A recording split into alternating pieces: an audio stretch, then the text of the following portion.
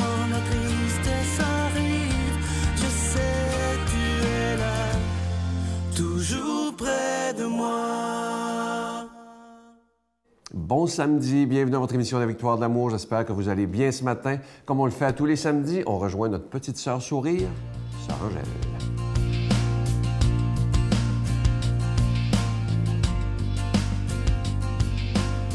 Eh bien, rebonjour, vous allez bien?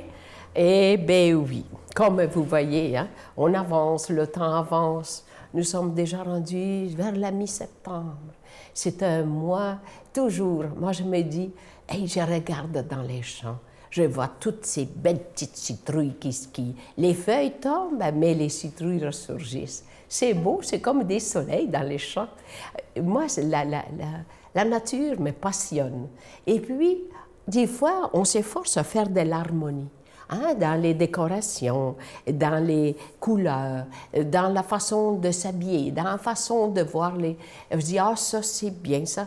Et si on regarde la nature, elle nous donne des bonnes leçons pour être en grande forme, puis en même temps, à jumelles, elle met ensemble. Et regardez, prenez le temps de garder la nature, vous allez trouver de l'harmonie en vous. Alors, pour être en harmonie avec les autres, il faut être en harmonie avec soi-même. Si vous êtes en harmonie avec vous, vous êtes bien, vous admirez tout ce qui est devant vous, tout ce que la nature vous offre, c'est sûr et certain que vous aussi, vous allez vous créer, vous ressourcer. Parce qu'on a besoin de ce ressourcement, de voir des belles choses. Et cette année, on est gâtés. Parce qu'il y a tellement plu qu'il y a des fleurs partout. Partout. Et alors, c'est beau.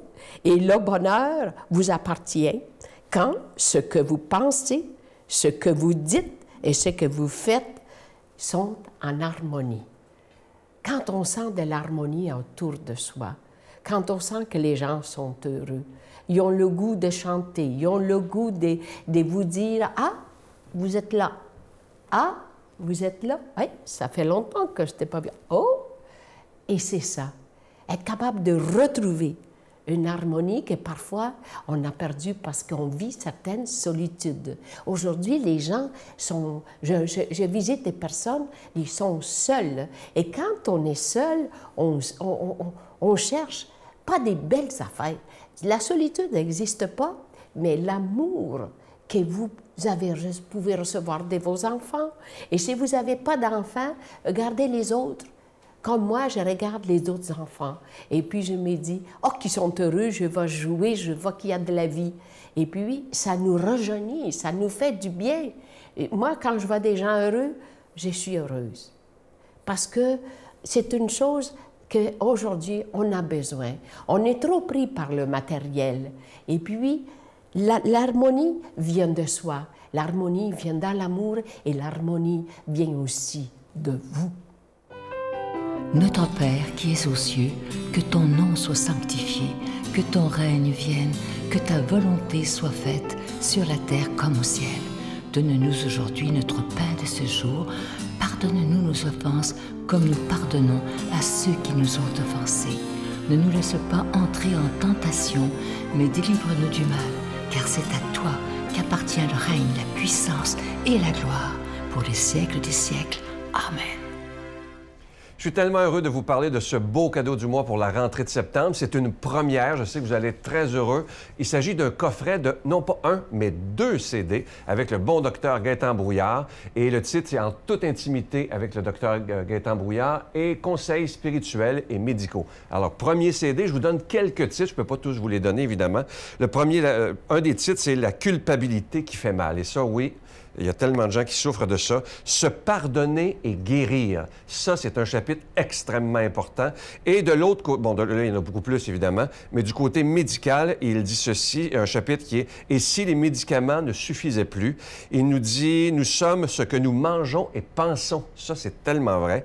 Ensuite, exercice anti-stress.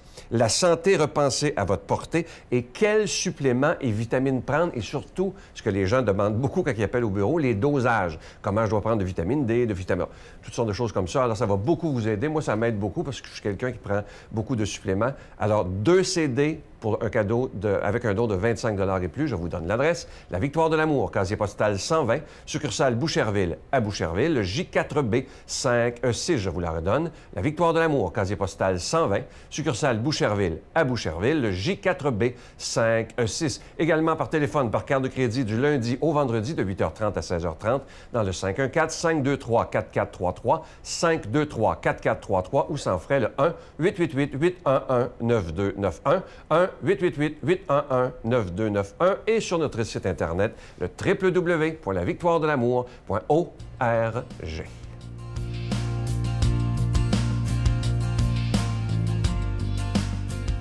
Mon Dieu, donnez-moi la sérénité d'accepter les choses que je ne peux changer, le courage de changer les choses que je peux et la sagesse d'en connaître la différence. Amen. La parole de Dieu aujourd'hui est proclamée par quelqu'un qu'on apprécie beaucoup, l'abbé Éloi Giard.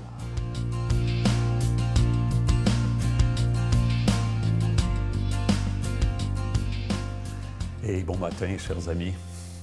Quel plaisir de se retrouver ensemble autour de la parole de Dieu. En ce 16 septembre, oh, ça commence à sentir l'été des Indiens. Évidemment, vous savez, ces homélies sont enregistrées quelques semaines d'avance.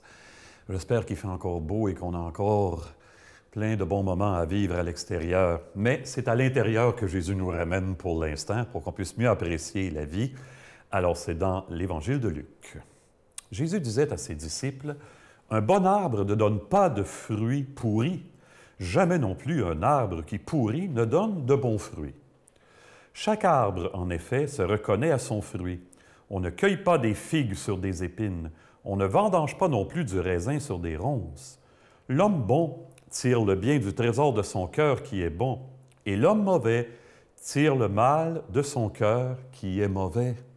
Car ce que dit la bouche, c'est ce qui déborde du cœur. Et pourquoi m'appelez-vous en disant « Seigneur, Seigneur » et ne faites-vous pas ce que je dis? Quiconque vient à moi, écoute mes paroles et les met en pratique, je vais vous montrer à qui il ressemble. Il ressemble à celui qui construit une maison. Il a creusé très profond et il a posé les fondations sur le roc. Quand est venue l'inondation, le torrent s'est précipité sur cette maison. Mais il n'a pas pu l'ébranler parce qu'elle était bien construite. Mais celui qui a écouté et n'a pas mis en pratique ressemble à celui qui a construit sa maison à peine à même le sol, sans fondation.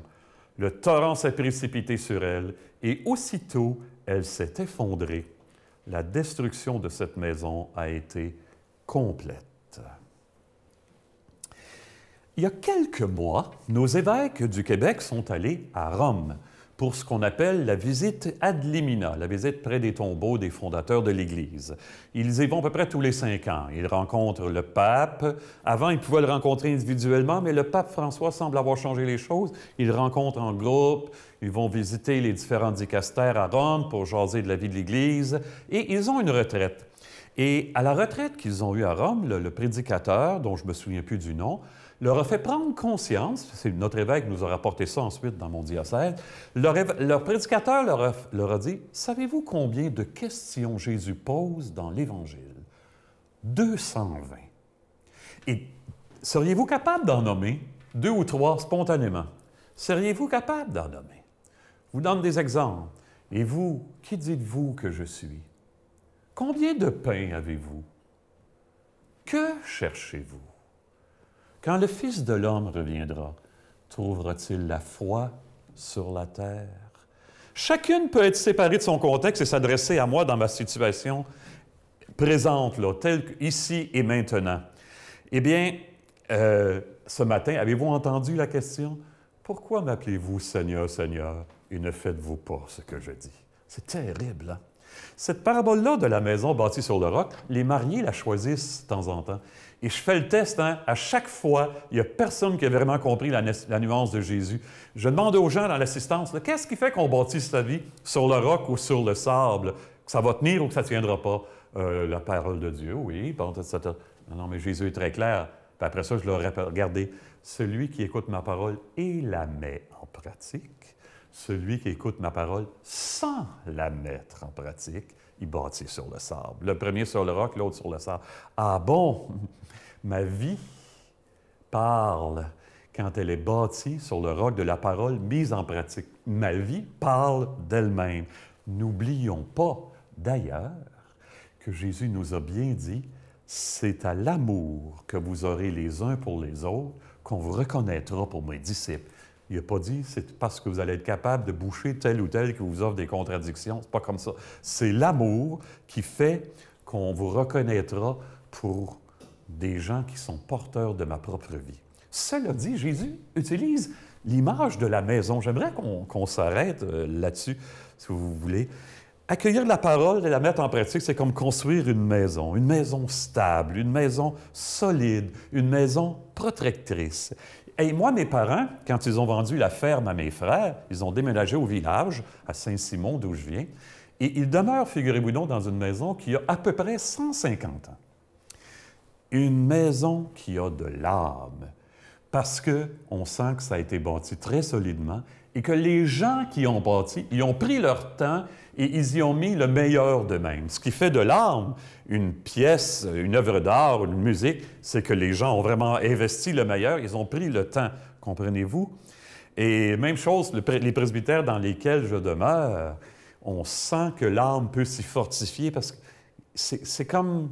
Il y a quelque chose là de doux, de chaleureux, de calme, qui offre une protection.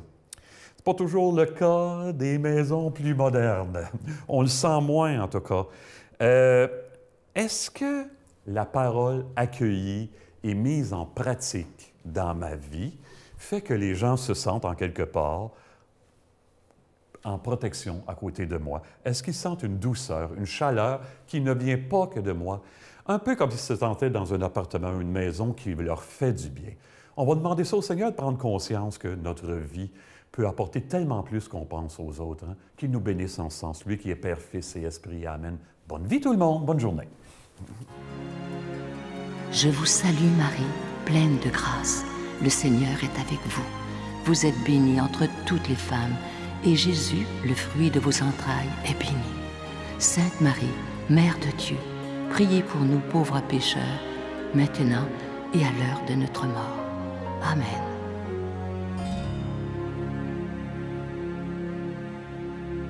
Le 1er décembre prochain, le Centre Vidéotron deviendra cathédrale.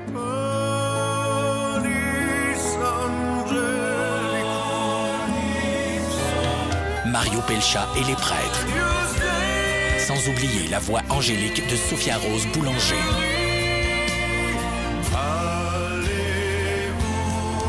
Le 1er décembre prochain au Centre Vidéotron. Billets en vente maintenant sur gestev.com ou ticketmaster.ca. Je vous invite vraiment à ne pas manquer l'émission de demain. Vous savez, il y a des gens qu'on rencontre qui nous bouleversent, mais c'est le cas demain de mon invité.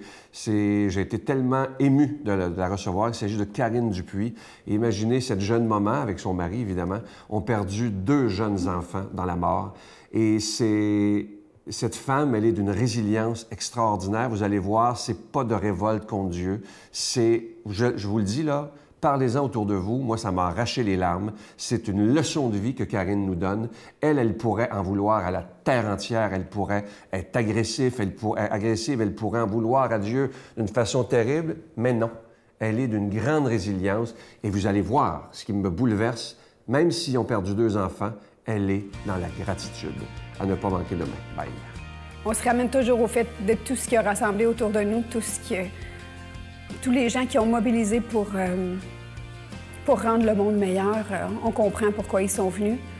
Puis on se sent extrêmement privilégié d'avoir été leurs parents. Il y a un médecin une journée qui m'avait dit « Karine, il n'y a pas personne qui part trop tôt ou avant les autres.